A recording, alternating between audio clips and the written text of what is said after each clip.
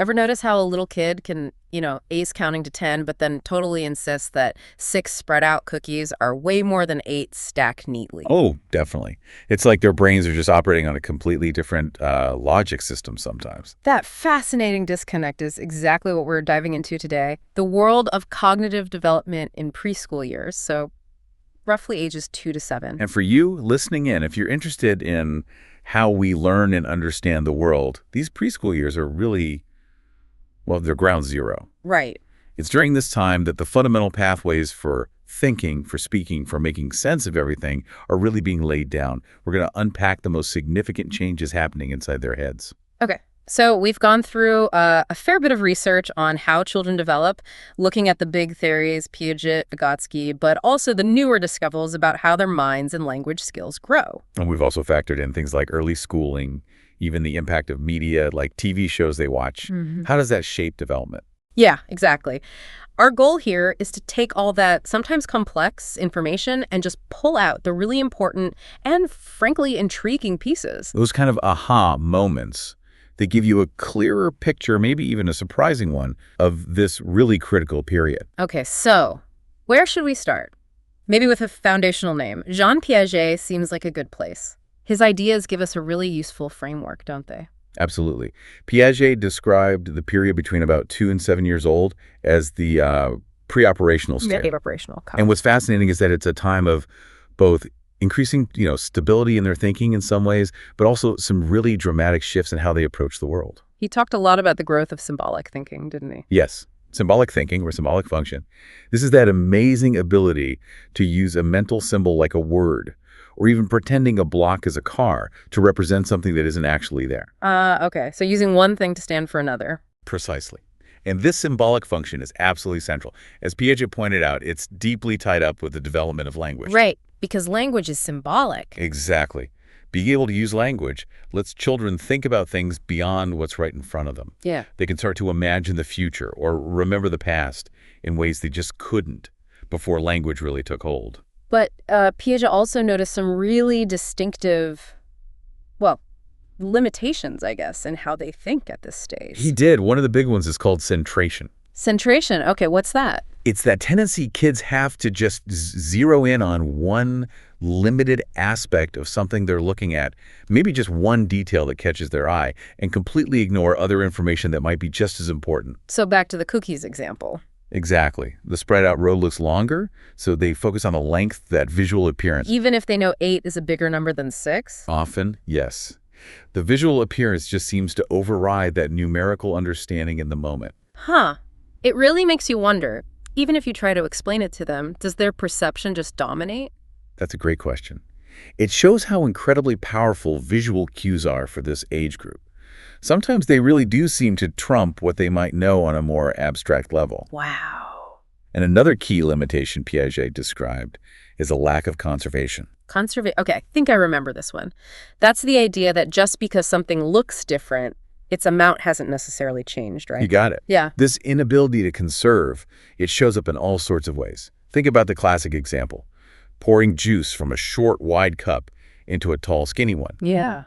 A preschooler might genuinely believe there's now more juice, just because the water level is higher. They don't get that the amount is the same. Exactly. They haven't quite grasped that the quantity stays the same, despite the change in appearance.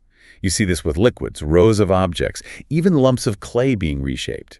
Appearances can be incredibly convincing to them. And it's not just about things staying the same, is it?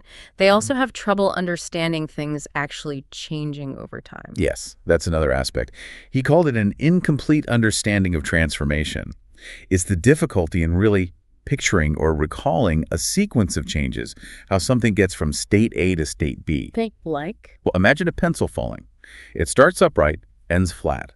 They might struggle to really visualize or describe all those in-between positions the pencil goes through as it falls. They see the start and the end, but the process, the transformation itself, is fuzzy. Okay. Then there's egocentrism. That's a term I think people sometimes misunderstand. That's very true. In Piaget's framework, egocentric thinking doesn't mean they're selfish or inconsiderate in the way we usually use those words. Right. Instead, It means they have a really hard time taking someone else's perspective. How so? Well, it happens in a couple of main ways. First, physically, they might not realize that someone sitting across the table sees the same objects from a totally different angle. Okay, the physical viewpoint. And second, mentally. They might not grasp that other people can have thoughts, feelings, beliefs, or viewpoints that are actually different from their own. They assume everyone sees and thinks about the world just like they do. So as they move through this preoperational stage, what starts to change? Does their thinking become less limited? Towards the later part of this period, Piaget described the emergence of what he called intuitive thought. Intuitive thought. It's like a shift towards more primitive reasoning. They start asking why about absolutely everything, showing this real hunger for knowledge. It's like their minds are getting ready, sort of preparing themselves for the more complex, logical thinking that develops later. Now, Piaget's work was obviously huge, foundational, but it's also been, built upon and critiqued over time, hasn't it? Oh, absolutely. His initial observations were groundbreaking, no doubt. Yeah. But later research has suggested that children might actually be capable of certain things at younger ages than Piaget originally proposed. So maybe they're a bit more competent than he thought?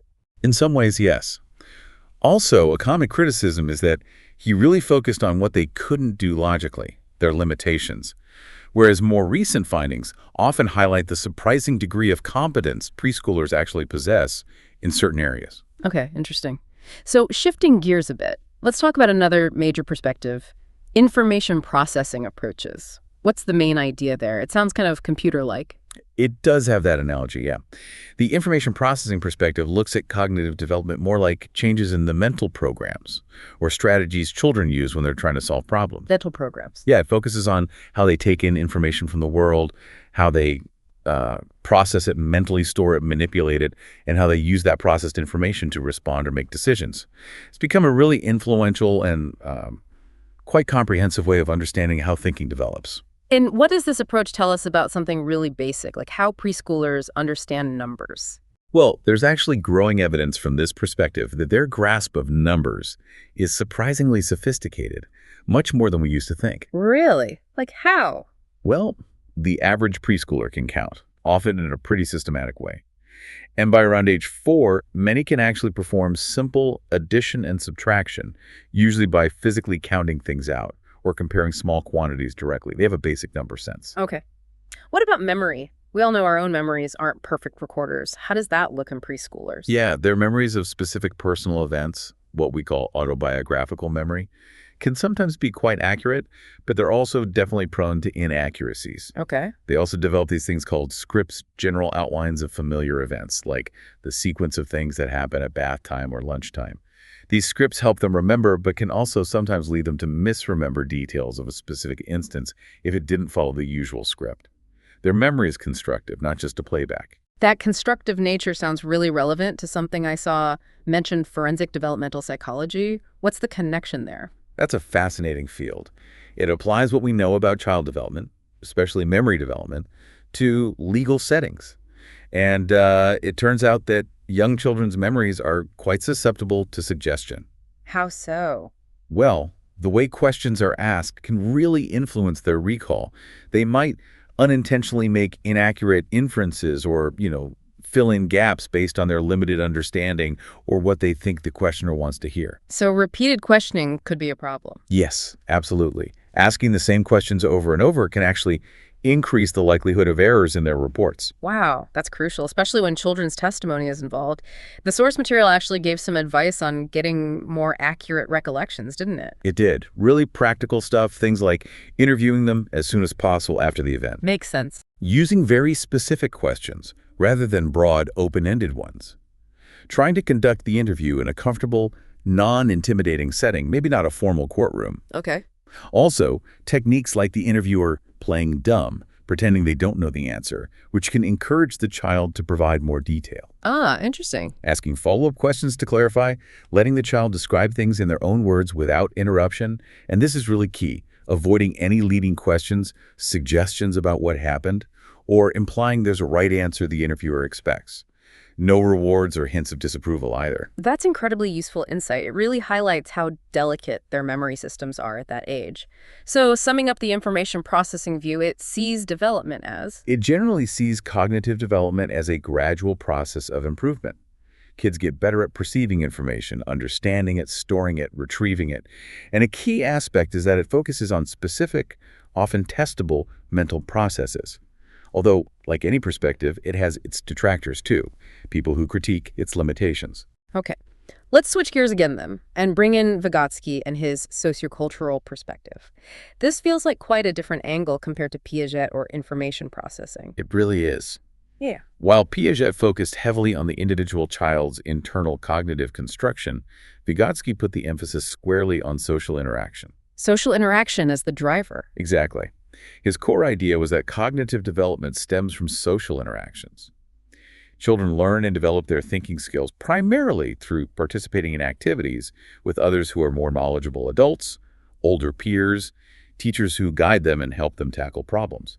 He called it learning through guided participation. So intellectual growth is almost like a team effort. In a way, yes, a collaborative process. Yeah. He believed children gradually become more capable thinkers and more independent learners through these social interactions.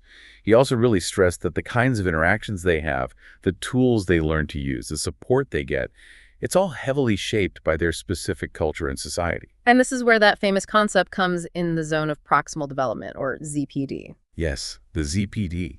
It's such a useful idea. It refers to that kind of sweet spot for learning. It's the range of tasks that a child can't quite manage on their own yet, but can accomplish successfully with guidance and encouragement from a more skilled partner. So it's what they can do with help. Precisely. It's the potential for growth. And scaffolding is related to this. Is that the help itself? Exactly right. Scaffolding is the term for that support provided during the learning process.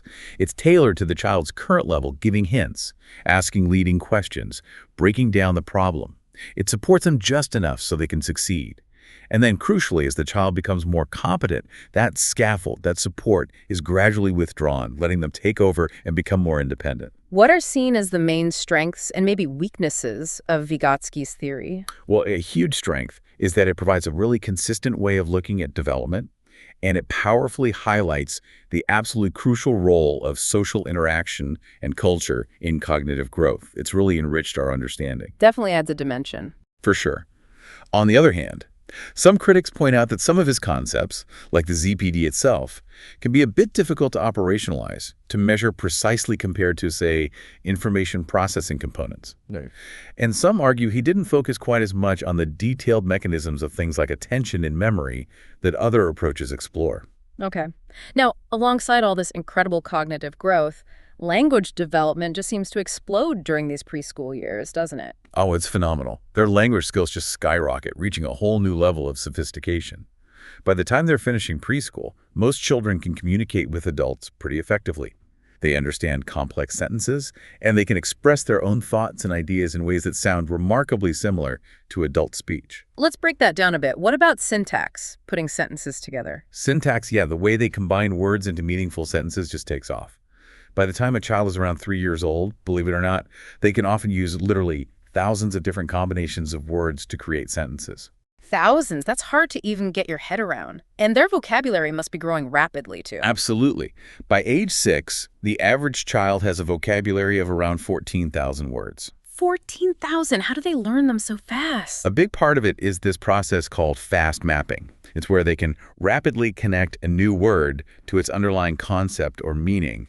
After hearing it maybe only once or twice in context, they just sort of soak it up. Incredible. And it's not just learning words, but the rules of language, too, like grammar. Exactly. They're not just memorizing, they're figuring out the underlying rules. Preschoolers are constantly internalizing the rules of grammar, the system that governs how we structure our thoughts into language. And what's really remarkable is how accurate they are. They get the grammar right over 90% of the time. 90%? Yeah. Researchers have clever ways to show this, like the famous WUG test. Oh, I think I've heard of this. Yeah. They show a child a picture of a made-up creature and say, this is a WUG. Then they show 2 and say, now there are 2 of them. There are 2. And the child will often correctly say WUGs, applying the plural rule even to a word they've never heard before. It shows they've grasped the rule itself. That's brilliant. What about things like private speech and pragmatics? Where do they fit in? Okay, so private speech, this is actually a concept from Vygotsky. It's that self-talk you often hear young children doing, talking to themselves while playing or working on something. Right, narrating their actions. Exactly. Vygotsky believed this wasn't just random chatter. It was actually a tool for self-guidance, helping them direct their own thinking and behavior. It eventually becomes internalized as inner thought. Okay. And pragmatics. Pragmatics is all about the social side of language. It's learning how to use language effectively and appropriately in different social contexts. Knowing how to take turns in conversation, how to adjust your speech for different listeners, understanding politeness rules, interpreting non-literal language, all that practical stuff. So making language actually work in the real world? Precisely. And then there's social speech, which I guess is just talking to other people. Yeah, basically. Social speech is language directed towards others with this specific intention of being understood. And interestingly, while Piaget emphasized egocentrism, more recent research, often building on Vygotsky's ideas, suggests preschoolers are actually more adept at considering others' perspectives during conversation than Piaget originally gave them credit for. They do try to make themselves understood. Now, our sources also brought up a really important and often quite complex issue, the impact of poverty on language development. What did we learn there? Yeah, that's a critical area. The research consistently indicates a connection between the type and quality of language a child is exposed to in their early years and their later performance on things like intelligence tests or academic achievement. So more exposure to rich language is better. Generally, yes. For instance, studies have found that children who hear a greater number and variety of words tend to show better intellectual development by age 3. That seems fairly straightforward, but I remember being a bit surprised by one point regarding socioeconomic status and just the raw number of words. Ah, yes, that figure you mentioned. It suggested that there wasn't necessarily a strong, direct relationship between a family's socioeconomic status, SES, and the sheer quantity of words their preschool children heard. Right. That seems counterintuitive somehow. It is a nuanced point. It suggests that while quantity matters, other factors related to the quality of the interaction, the back and forth, the complexity, the responsiveness might be equally or even more important, and these aren't perfectly correlated with SES alone. So it's not just about hearing words, but about the conversational context. That seems to be a key takeaway. However, the source also strongly emphasizes that, broadly speaking, family income and the chronic stress associated with poverty do have significant and often detrimental effects on children's overall cognitive development and behavior. Poverty can also limit the resources parents have, including their own time and psychological energy, impacting the kind of support they can provide. And unfortunately, these negative effects can be long-lasting. That definitely underscores the importance of support systems and leads us naturally into thinking about early childhood education. It sounds absolutely vital. It really is. Here in the U.S., the vast majority of preschool-aged kids are actually enrolled in some form of program designed to foster developmental skills, either directly or indirectly. Why is it so common now? Well, several factors play a role. There's the increase in parents, especially mothers, in the workforce needing childcare, but there's also growing evidence showing real, tangible benefits from having some kind of formal learning experience before starting kindergarten. And there are lots of different types of programs out there, right? Oh yeah, quite a variety. You have traditional childcare centers, smaller family childcare homes run out of someone's house, various types of preschools, including those based on specific philosophies like Montessori or Reggio Emilia, and also school-based childcare programs. And many kids are in these. Yes, the source highlighted that over half of U.S. children between 3 and 5 are in some kind of center-based care, largely driven by that increase in parental employment. So the big question, how effective is it? Does it actually help their development? The research picture is generally pretty positive, but with a really important caveat. Okay. Preschoolers who attend high-quality childcare programs often show intellectual development that meets or even exceeds that of children primarily cared for at home. They also tend to show similar advantages in social development. So benefits across the board. In high-quality settings, yes.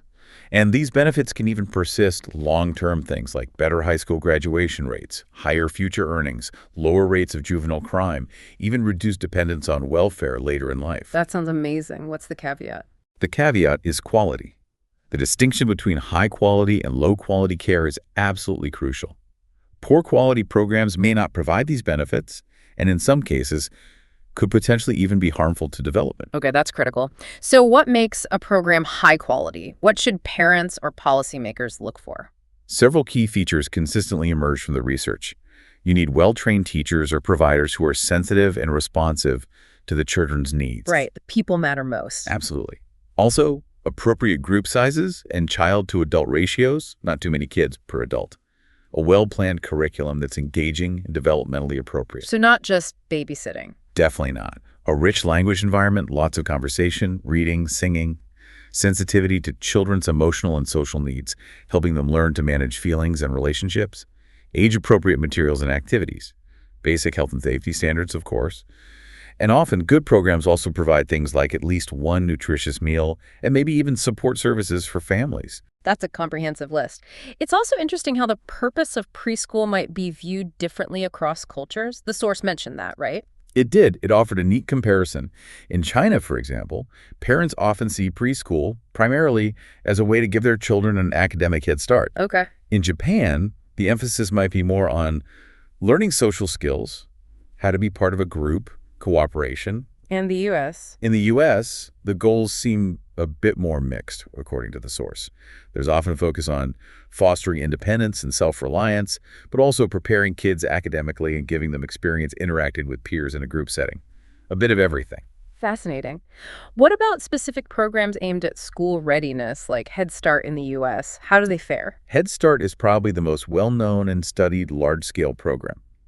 Research shows that children who participate often show immediate gains on IQ tests, though it's debated whether these specific IQ gains always last long-term. Okay, but what about school readiness? That's where the benefits seem clear. Head Start participants do tend to be better prepared for starting kindergarten, and longer-term studies often find they have better future school adjustment. They're less likely to need special education services or to be held back a grade. So definite positive impacts. Yes, ongoing evaluations generally suggest significant benefits from these kinds of early interventions. And there's an economic argument, too. Investing in these programs can actually reduce future costs related to things like remedial education or crime. It's also worth noting, Head Start isn't the only effective approach. Other quality early intervention models exist, too. Something that seems universally beneficial is reading aloud to young children. The research seems really strong on that. Oh, incredibly strong. The consensus is clear. Establishing a routine of reading aloud, even starting before age 2, builds a really critical foundation for language development. How does it help specifically? Well, children who are read to more frequently tend to develop better reading comprehension skills later on, stronger technical reading abilities, even better spelling, and just richer oral language skills overall. It doesn't help all kids equally. Interestingly, while it benefits all children, some research suggests that kids who might be considered lower ability readers actually show the greatest benefits from engaging in more leisure reading. So it's especially impactful for them. That's really powerful. Now, shifting to something very modern, television and digital media, we can't ignore their role in preschoolers' lives today. Absolutely not. Media plays a central role in many, many households. What do we know about its impact on learning at this age? Well, one key finding is that for very young children, say under the age of 2, they generally don't learn a great deal from watching screens. Their brains just aren't really wired for that kind of passive learning yet. Okay, so passive viewing isn't effective for toddlers. What about preschoolers? How much are they watching? On average, U.S. preschoolers spend something like 2.5 hours a day engaging with media, TV, tablets, phones. 2.5 hours? Yeah. And there are concerns linked to high usage. For instance, there's a correlation between watching more than 2 hours of TV a day, or extensive computer use, and a higher risk of obesity in these early years. Beyond physical health, what about understanding what they're seeing? That's another challenge. Preschoolers often have difficulty really understanding plots, making inferences about why things happen, or grasping character motivations. They also struggle sometimes to separate fantasy from reality on screen, and they're not yet equipped to critically evaluate advertising messages. So what's the guidance? What do experts like the American Academy of Pediatrics recommend? Their guidelines are pretty clear. They strongly advise limiting screen exposure overall. Specifically, they discourage any screen use for children younger than 18 months, with the exception of video chatting with family. Okay, under 18 months, basically none. Right. Then for toddlers between 18 and 24 months, if parents want to introduce digital media, they should choose high-quality programming and, importantly, Watch with their children to help them understand it. Co-viewing is key. And for the 2+ crowd, preschoolers. For ages 2 to 5, the recommendation is to limit screen use to no more than 1 hour per day of high-quality programming. And they also stress avoiding screens during meals and for at least 1 hour before bedtime, as it can interfere with sleep. Quality programming seems to be a recurring theme. Our source specifically mentioned Sesame Street, didn't it? It did, and for good reason. Decades of research have consistently shown positive effects. Specifically, lower-income preschoolers who regularly watch Sesame Street tend to enter school better prepared. Better prepared how? They tend to score higher on tests of verbal and mathematical abilities, and these advantages can even persist later in their schooling. It really stands out as an example of how educational media, done well, can have a positive impact. That's encouraging. So, okay, we've covered Piaget, information processing, Vygotsky, language, poverty, education, media. Bringing it all together, what are some practical takeaways? How can we best support cognitive development during these crucial preschool years? Based on everything we've discussed, several key principles really stand out. First, just being aware that each child develops uniquely and understanding their general cognitive stage, like Piaget described. Knowing where they're at. Exactly. Second, trying to individualize instruction or activities as much as possible. What works for one child might not work for another. Makes sense. Third, providing lots and lots of opportunities for social interaction, building on Vygotsky's ideas. Learning happens with others. Right. Fourth, allowing mistakes, seeing errors not as failures, but as part of the learning process. Don't create anxiety around getting things wrong. Good point. Less pressure. Fifth, don't push them too hard beyond their current capabilities. Respect that developmental readiness, the ZPD. The zone of proximal development, yeah. And perhaps the simplest, but maybe most profound, read to children regularly. Make it enjoyable. Read, read, read. Got it. So as we wrap up this deep dive into the truly fascinating world of preschool cognitive development, what are maybe 2 or 3 points that really stick out to you as particularly surprising or impactful? That's a good question. I think for me, one is the nuance around poverty's impact, that distinction between the sheer number of words heard versus the quality of language interaction. That was quite revealing. Yeah, that surprised me too. Another is just the sheer weight of evidence supporting the long-term positive impact of high-quality early childhood education. It's not just about school readiness. It affects life trajectories. Definitely powerful. And finally, just revisiting those classic Piagetian limitations, censuration, lack of conservation, understanding how fundamentally different their reasoning can be, how perception can override logic for them. It really gives you a deep appreciation for how their experience of the world differs from ours. It absolutely gives you a fresh perspective, doesn't it? When you watch young children interacting with the world around them. It really does. And, when you think about how rapidly their understanding of absolutely everything is evolving during these few short years, it really makes you pause and consider the profound societal implications, doesn't it?